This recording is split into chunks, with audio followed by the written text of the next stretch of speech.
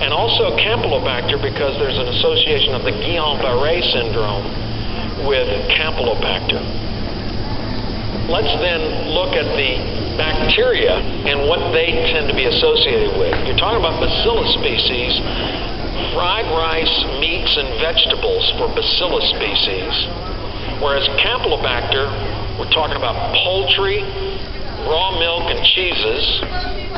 Clostridium botulinum are put up fruits and vegetables with an anaerobic environment, or tuna fish, canned fish, and in infants, honey can give you a floppy infant syndrome, botulism. Clostridium perfringens is associated with beef, poultry, gravy, and Mexican food. E. coli 0157, the bad bug with a hemolytic uremic syndrome. Think of beef, raw milk, fresh produce, and apple cider. Listeria, dairy products. Salmonella, beef, poultry, eggs, dairy products, also reptiles, pet turtles, lizards. Shigella, eggs, salad, lettuce, Vibrio, shellfish, Yersinia, milk, tofu, and chitlins for Yersinia. All right, now let's look at it the other way. Let's look at it from the point of view of food. All right, if you're talking about beef, those are the organisms you want to think about. Salmonella, Clostridium, and E. coli 0157. Pork, Yersinia enterocolitica is a biggie, and Staph aureus with ham. Eggs, you want to think Salmonella number 1. Shellfish, the Vibrios. Poultry, Salmonella and Campylobacter. Dairy products, Salmonella, Campylobacter, and Yersinia. Vegetables, Clostridium botulinum, Salmonella. What are the tests that you get on patients other than stool cultures? Well, the chemistries are obviously extremely important. Blood cultures if you suspect a systemic illness with high fever. Urinalysis, abdominal radiography. Anoscopy may be something you want to consider, and in certain patients, flexible endoscopy.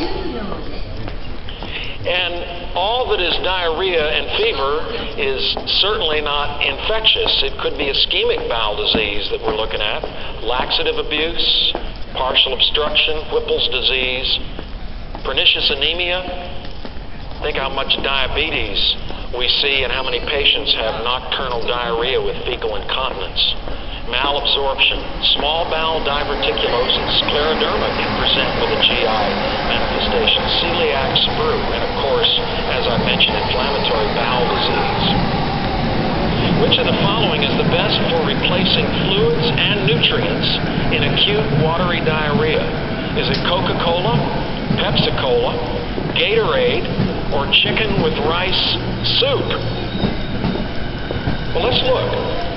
If you want to look at the ideal hydration mixture, the ideal hydration mixture per liter has about between 5 and 20 grams of protein, 20 to 60 grams of carbohydrate, 3 grams of sodium per deciliter, and about 2/3 of a gram of potassium per deciliter. That would be the ideal hydration mixture. Coke in a 12-ounce can and Pepsi in 12-ounce cans, they've got a lot of carbohydrates, so they fit in there very well. Coke has, for instance, 39 grams of carbohydrate, Pepsi 41. And Coke has some sodium in it. Pepsi has a little less sodium in it. But neither of them have any protein and hardly any potassium. So they're not very good. Well, let's look at Gatorade. Gatorade has no protein. It's got 21 grams of carbohydrate, and it's actually pretty low sodium. It's way lower than the 3 grams we want. It's got a fair amount of potassium in it. But chicken broth, actually, believe it or not, has quite a lot of what we're looking for. It's got protein. It's fairly low in carbohydrates, but it's got the sodium and potassium content that is pretty reasonable. So let's add a little rice to it and see what we can come up with. The actual ideal rehydration mixture is 480 cc cc's of orange juice, 360 cc's of chicken rice soup with sort of a half a teaspoon of sodium chloride, and add 150 mLs of water to that. And that'll give you a concoction that contains almost a liter of water, 10 grams of protein, 60 of carbohydrates, 3.4 grams per deciliter of sodium, and 0.9, which is just about perfect. So the Gatorade just doesn't quite get there. So the chicken rice soup is probably the best. What about these non-specific forms of therapy? We're talking about loperamide, Imodium. Actually, in one study, it's been shown to be superior to Pepto-Bismol, bismuth subsalicylate. Now, there are admonitions against using it in dysentery. That's a common parlance in both GI and infectious disease circles. But actually, the evidence for that is not real good. There is really, truly no controlled study that shows that loperamide results in prolonged excretion or prolonged infection. Now, when you use it with simple dysentery, there's one study from the Annals of Internal Medicine that actually showed no adverse effects. So my opinion kind of is, if I have a terribly sick patient that might have very severe colitis, I'll probably avoid it. But on the other hand, for most patients, I think I probably would use it. What about Pepto-Bismol? Well, it looks pretty good in traveler's diarrhea. It will definitely decrease the number of stools and the duration of traveler's diarrhea, and is a pretty good preventive. It'll decrease the incidence of traveler's diarrhea by 40 to 60%. You know, the downside, of course, is the inconvenience of taking the liquid or the tablets and black stools and a black tongue. What about low-modal diphenoxylate with atropine? Well, it's essentially inferior to loperamide. Codeine could be used in patients who don't respond to loperamide, but I generally would reserve it for the well-appearing patient who's got mild diarrhea. What about kaopectate? Probably ineffective.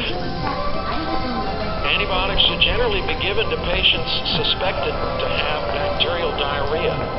True or false? Generally, it's false.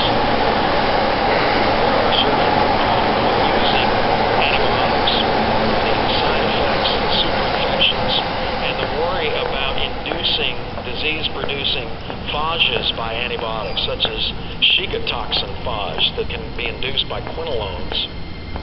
Although in traveler's diarrhea, you can promptly reduce the illness from 3 to 5 days to a 1 to 2 day illness. So I think most of us know that that's probably not going to hurt anybody, the enterotoxigenic E. coli. Some people would use antibiotics for diarrhea that lasts longer than 2 weeks, suspecting giardia. But I wouldn't do that in somebody who had a colitis-like illness. And febrile diarrhea, I wouldn't use antibiotics until I had gotten my stool studies. If you feel like you should use empirical antibiotics and you got a sick patient after you get your stool studies, the agent of choice is a quinolone. Most people still use ciprofloxacin. In children, trimsulfa is probably preferred, although there are some data in children that show that quinolones are safe. You've reached the halfway point of this program.